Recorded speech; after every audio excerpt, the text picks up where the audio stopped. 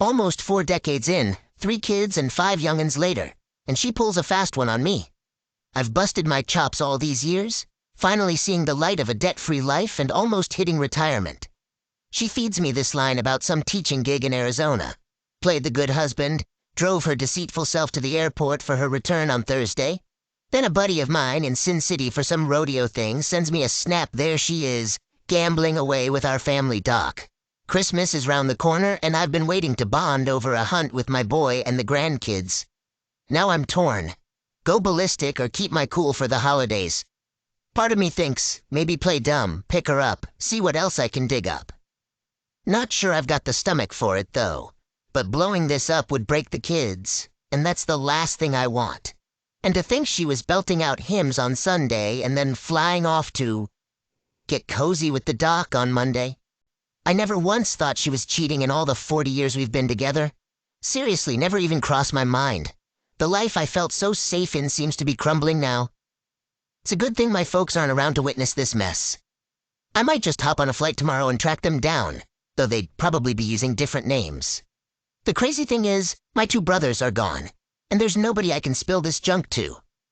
Maybe a pastor could listen. Heck, she's likely fooling around with him to stay current. Big thanks to everyone for backing me up.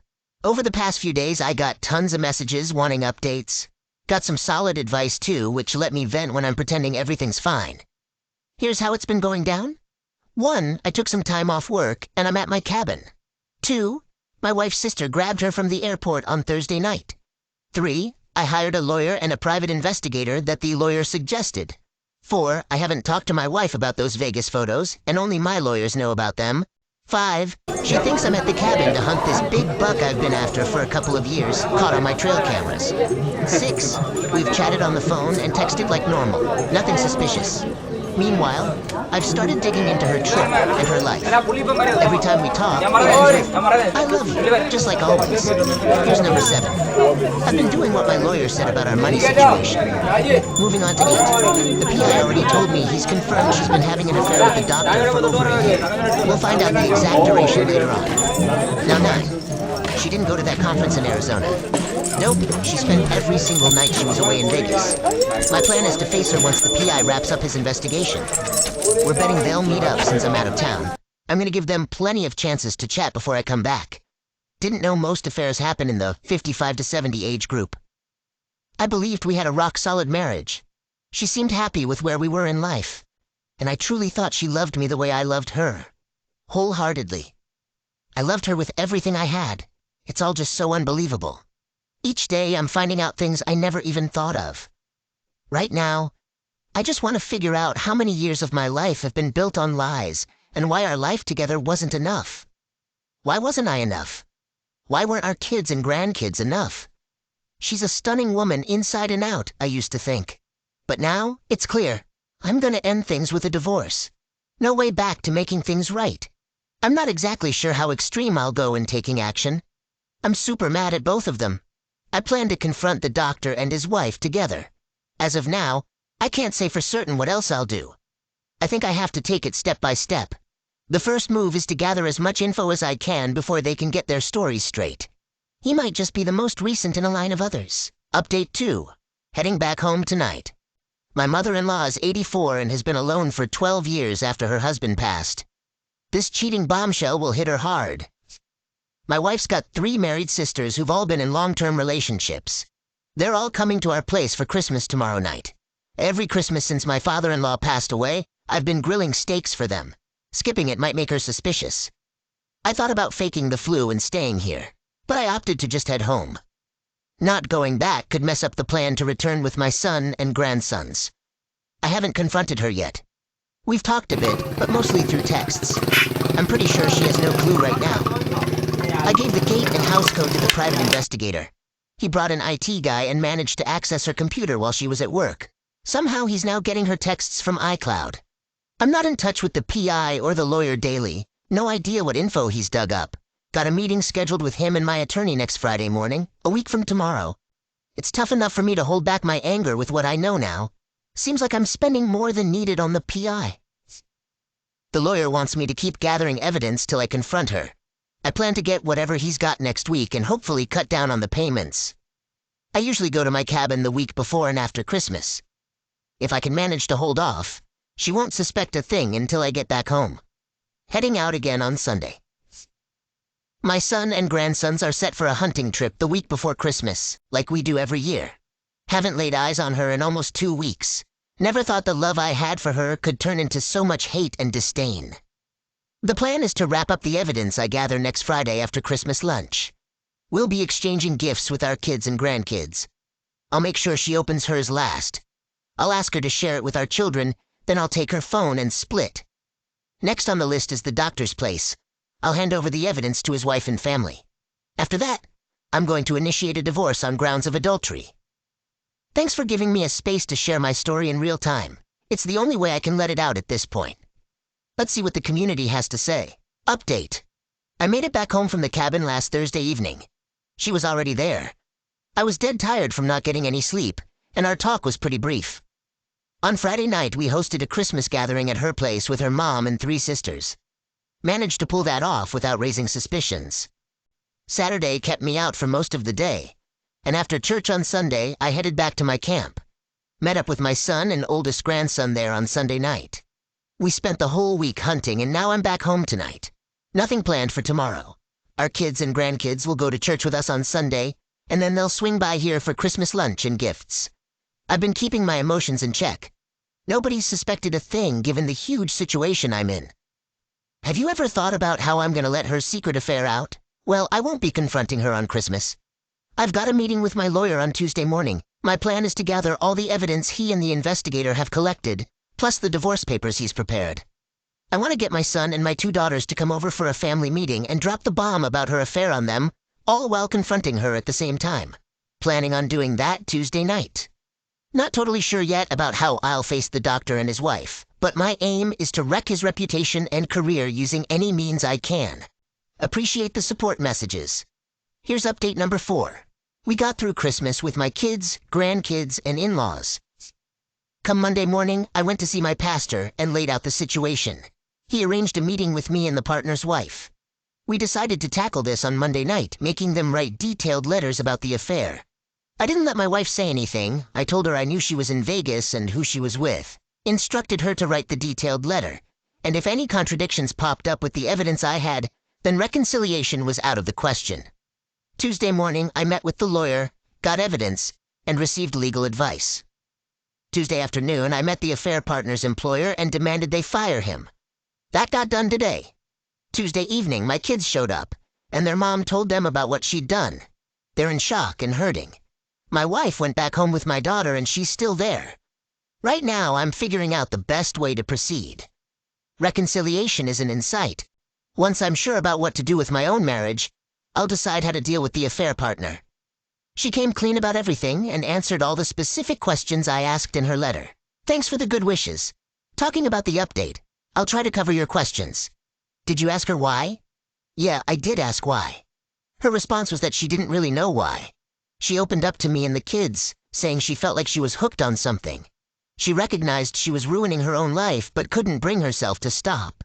She confessed to our children, saying, "No child should ever face the disappointment or shame of their mother's immorality. They didn't deserve the disgrace of that kind of behavior." I won't repeat all the things she said to me, because I'm not sure how much of it matches up with her actions. She's shattered, full of regret and pleading for forgiveness from both me and the kids. She truly grasps the gravity of her actions. 3. How did the kids react? One of them confronted her and the other 2 agreed with the sentiment. They told her that facing death would have been easier than dealing with this situation. 4. Do I still want to be married? Absolutely. I do. That's why I never strayed from my commitment to my wife. 5. Did I meet the affair partner's wife and inform her? Yes. We met twice and communicated through phone calls and texts multiple times. 6. Did I not consider his family when I got him fired? My concern goes more towards the next patient's wife he might take advantage of. 7. Am I planning on divorcing her? To be honest, I'm not sure about that. Number 8. Have I tried therapy? Not at the moment. What I'm really looking for is for all of this to somehow disappear. If you happen to know someone who can magically make that happen, I'd give therapy a shot. I can tell you that every situation comes with its own unique mix of factors, personalities, and complications. The way I would have handled this would probably be different if it were a different phase of my life. It's so simple to figure things out when you're typing away at a keyboard. Some folks here act like they're experts, but their advice isn't all that practical. Some of the comments are made without really understanding the whole picture.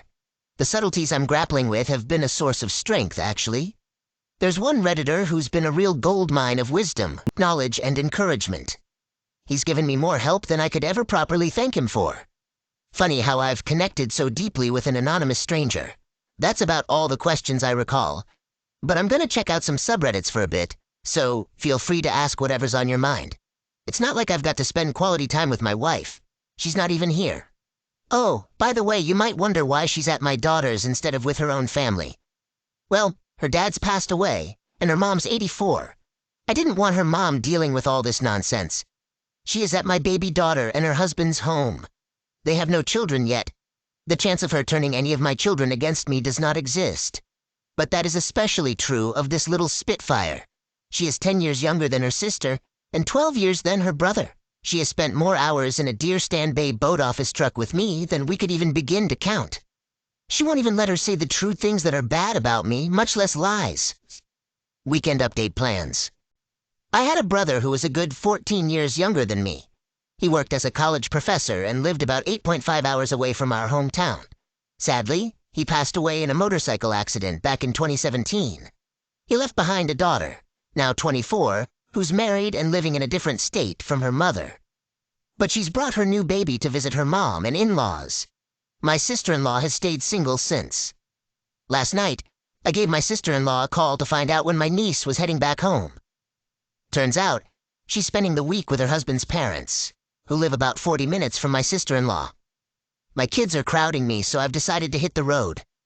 I'm off on a road trip to meet my great-nephew, who's actually named after both my brother and me. I'll be getting in late tonight. I asked her to book me a hotel room, and she just shot back, "No way in hell that's happening. You're staying here, and we're gonna watch movies and munch on ice cream." I don't know exactly when I'll be back. As for my wife, I haven't talked to, seen, or contacted her since Tuesday night. I went ahead and blocked her number. I gave my son a call and told him where I'm headed. Also asked him to swing by the office and sort out leasing a rental property. The company owns it. A house that tenants moved out of. It's been completely fixed up with the idea of selling it. I told him to let his mom know to grab what she needs from our house and move into the rental. She'll have to pay rent to my son, who'll then pay my company. Got a new keypad going in on the gates and doors of my house next Wednesday, so she better get her stuff now. It's the right time to do it. Update. Had a good weekend. When I talked to my sister-in-law, I mentioned that I'd be making the trip solo to see my niece and her new baby. She questioned why my wife wasn't coming, and I just told her there were some issues and I'd fill her in when I arrived. I made it here around midnight and she had just taken a fresh pound cake out of the oven. It was hands down the best thing I've had to eat in weeks. I shared all the ins and outs of my situation with her. A tear or two welled up, but as I laid it all out for her, I eventually broke down and cried. She offered a lot of support, and we shared a moment of tears together. She comforted my bruised ego, and I guess I felt somewhat better after our talk. I went up to bed around 3 o'clock yesterday morning. When I got up yesterday, she whipped up bacon and eggs for breakfast. As I ate, she gave it to me straight. While I might call the shots back home, I don't run the show at her place. Then she laid out my plans for the day. I had a haircut scheduled at 1 o'clock. I was due for one even before all this happened, so I went along with it. After the haircut, we were hitting up Dillard's to snag some clothes that actually fit me. I've shed over 30 pounds in the past 3 weeks. Last night, I was planning to tag along with her to a friend's place. They were having a bonfire and fireworks going on for a bit. Today, the plan was for me to go to church with her, and later she'd head over to visit her parents. For supper, she's cooking, and her daughter and son-in-law are coming over to eat and hang out. Her son-in-law's setting up a deer hunting trip for me tomorrow, hunting with dogs on an 8,000-acre timber lease he's part of. He's got the whole week off, and he mentioned I could stay and hunt as long as I wanted. Plus, she's taking care of my laundry and meals. I've never done this kind of hunting before, so I'm not sure what to expect. We agreed we won't talk about my issues again until I'm ready to head home, so I followed her lead. She came along with me to her regular salon. On the way there, she told me, "I'm gonna have some fun with you when I introduce you." She said she'd use my first and middle name. I was like, "What's that about?" She just laughed and said, "Just go with it. I'm gonna stir up some gossip among these folks. My middle name is my mom's maiden name, and that's how she introduced me to her hairstylist while I got my hair cut. The stylist asked where I was from, and I said Detroit. No way my accent's gonna pass for Detroit. My sister-in-law didn't miss a beat and said, "He's a real logger." Our next stop was Dillard's. I haven't done any shopping in years. Ended up getting 3 new pairs of pants, 4 shirts, 2 sets of shoes, and a tie. Can you believe they charged me $75 for just a tie? And then there's that Hart Schaffner Mark suit. She told me it was the only kind of suit my brother would wear. Had no clue he was so picky about clothes. Grabbed a new belt too. The suit needed some adjustments, and she managed to convince them to do it while we waited. On the ride back, she mentioned I was going to be her partner at the church party, so that's what I did. She told me to give her a look like I'm eyeing up a new gun so they'd buy it. I went along with her, except for the party. I claimed I was from Atlanta, selling road graders, and had been married and divorced 4 times. At church this morning, we got there late and left early, 'cause she wasn't aiming to get zapped by lightning for fibbing in church. She sat real close to me, holding my hand, and we walked out together. I've been having a grand old time looking like a character from Dumb and Dumber alongside my 46-year-old sister-in-law. She's been cracking jokes the whole way, and I've genuinely laughed. Haven't done that in 3 weeks. Tomorrow's hunting day, and I might stick around till Wednesday, but gotta be back to work on Friday. I've chatted with my son a couple of times. He's of the opinion that they should try to get her some medical assistance. Apparently she's not opening up much and mostly stays cooped up in her bedroom over at my daughter's place. Her phone's often dead, and my son and other daughter talk to her through my youngest.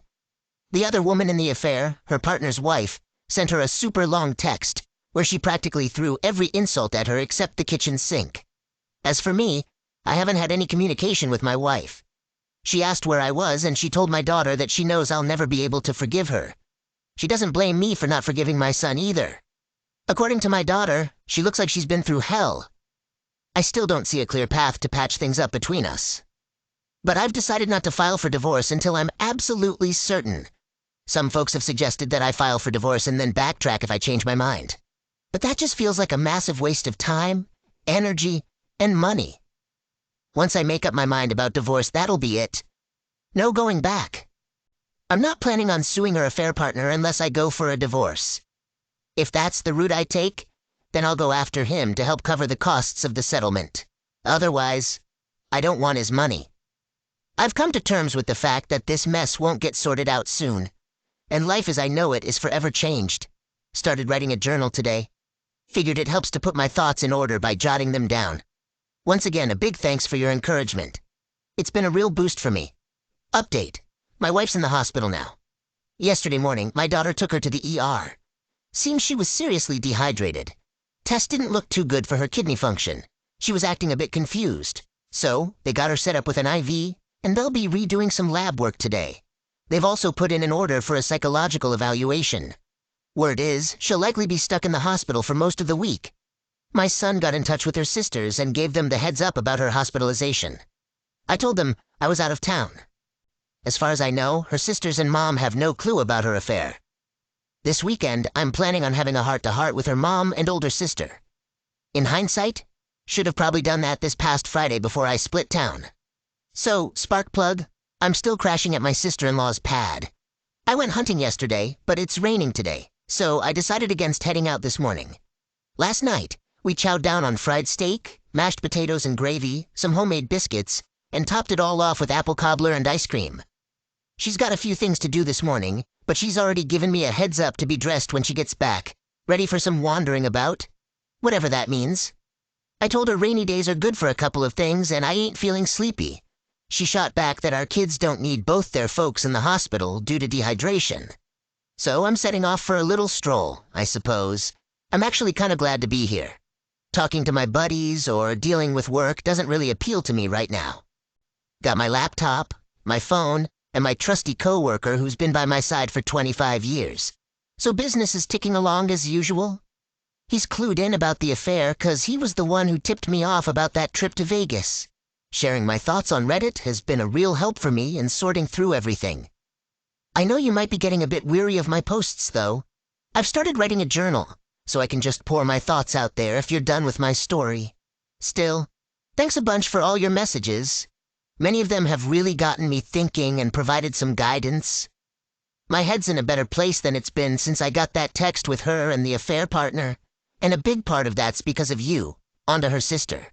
Gave her a call and gave her the lowdown on the affair and what led to my wife being in the hospital. She was seriously taken aback, and she kept saying how sorry she was and how she felt for me. My mother-in-law's taking off tomorrow on a trip with 3 other widowed friends. They're all buddies with my daughters, forming what they jokingly call the BCH gang, or blue-haired hoes. They're into bus tours. She told me she wasn't planning on letting her in on the affair or the psych evaluation, just that my wife's condition wasn't dire enough for me to cut my trip short and come back home. It wasn't really necessary for me to show up. At the moment, she's saying my mother-in-law got all worked up when they left my place. Seems I didn't look myself and seemed pretty troubled. Her sisters are going to pitch in and assist my daughters and daughter-in-law during her hospital stay. One of them's going to take her home with them until she's well enough to be on her own at her house. Rang up my youngest and told her to swing by the office and pick up a check. She can cash it, grab a card, and drop it by her grandma's place. Got a name stamp at the office she can use to sign the card and slip in a note wishing her a great trip. Oh, and I made sure to tell her I love her too. So, once again, Reddit comes through. Picked up on something I hadn't even thought about doing. Wife's condition update. My wife's kidney function is looking better now. However, based on the psychiatric evaluation, she's gone through a psychotic break. She's all mixed up about where she is, thinking we were in some car crash and that I'm no more. She's really distressed. Apparently, my supposed funeral already took place without her. She's in tears, muttering stuff nobody can quite make out. Tonight, they moved her to a specialized hospital for mental trauma cases. They reckon she'll be back to herself in a few days or weeks. For the next 10 days, she's not allowed any contact with anyone. My middle daughter's taking on the job of being the point of contact for afternoon updates till she can have visitors. What an absolute unnecessary mess this whole situation's become. I'm still over at Sparky's place, and she set me up with a 9:30 a.m. appointment tomorrow to see a shrink she used to visit for a couple of years after my brother's tragic death. I headed up to grab a shower, and when I was getting back into my PJs downstairs, I realized all my trusty white Fruit of the Loom boxers were nowhere to be found. They'd been swapped out with boxer briefs from Duluth Trading Company. The waistband on each of them reads, "Go Buck Naked." These bad boys come in red, black, neon blue, maroon, and different shades of gray. I asked her about it, and she goes, "The 60s called, they want those ugly drawers back." And she added that the boys need some room to breathe. Update. You can find my previous posts on my profile page. I got back home on Thursday night. I had appointments that morning with the psychologist my sister-in-law used when her husband, my brother, passed away. The meeting didn't go well. To be fair to the counselor, I wasn't really up for it, and I was pretty angry at the time. Talking about the details of my wife's affair was really uncomfortable for me. Had to head to work on Friday for a meeting about a contract addendum. Needed my presence and signature on a modified agreement. On Friday afternoon, I met up with my kids to discuss their mom's situation. The clinician asked us to come up with a discharge plan to help with her treatment preparation. I stood my ground.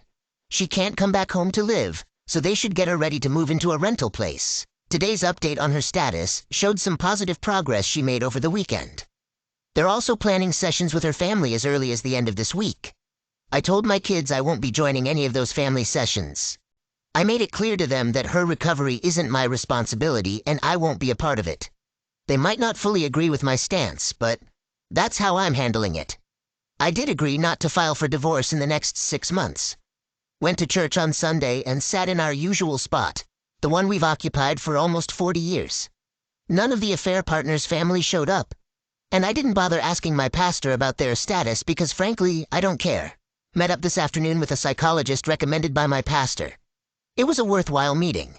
He's 74 years old in my book, working part-time from an office behind his house. He laid out his goals for our sessions, and I agreed to follow each step he suggested. I find him likable and at ease with.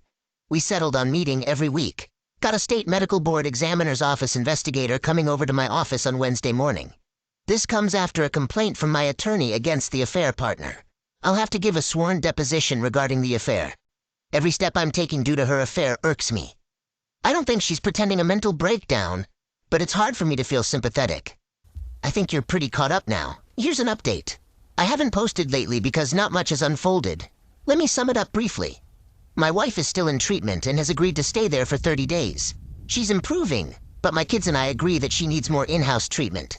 Haven't directly spoken to her since December 27th. She tapped into her retirement account to cover the expenses. Yet to sit down with my mother-in-law, She and her daughters visited my wife. I sent her a text that I'd talk when I'm ready. She's called a few times to check on me. She's sad but holding up. No update on the prayer partner, but his house is up for sale. Don't know if they're apart or together. I've had 2 counseling sessions, and I'm kind of looking forward to the Monday meeting. It's been helpful. The affair gossip is spreading like wildfire. I still go to church and hold my head high, even though her actions are mortifying. My kids and grandkids are all right. Keeping busy at work plus managing my son's re-election campaign keeps me occupied. Lately I'm noticing attractive women more than ever. Not sure if it's good or bad, just more noticeable. Think that covers it. Final update. My wife left the hospital on Tuesday and headed to a rental property owned by my company. It's an old house but got a complete renovation. Still haven't spoken to her since December 27th. She wrote 2 letters expressing remorse and seeking my forgiveness.